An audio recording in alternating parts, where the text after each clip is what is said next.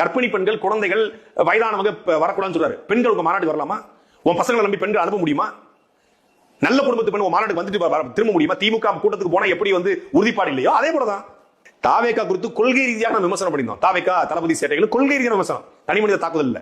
கொள்கை ரீதியாகவும் கொள்கை என்ன ஏன் பத்திரிகையாளர் சந்திக்கல விமர்சனம் பண்ணி ஒரு சட்டையர் பண்ணா இன்ஸ்டாகிராம்ல ஒரு 100 பேர் கெட்ட வார்த்தை மட்டும்தான்.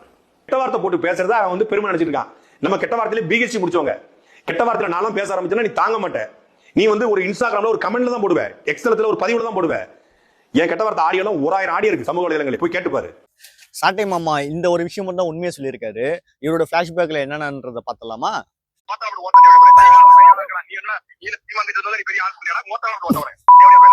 மகிழ்ச்சி மகிழ்ச்சி மிக்க மகிழ்ச்சி மிக்க மகிழ்ச்சி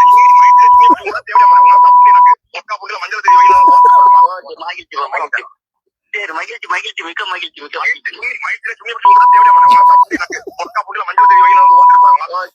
பேசாம நமக்கு இருக்க திறமைக்கு நான் அரசியல் இறங்கிறவா.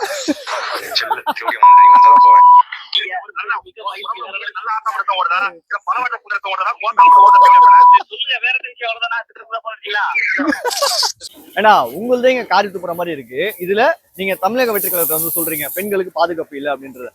அங்க பாரு குடும்பமா கொண்டாடிட்டு இருக்காங்க.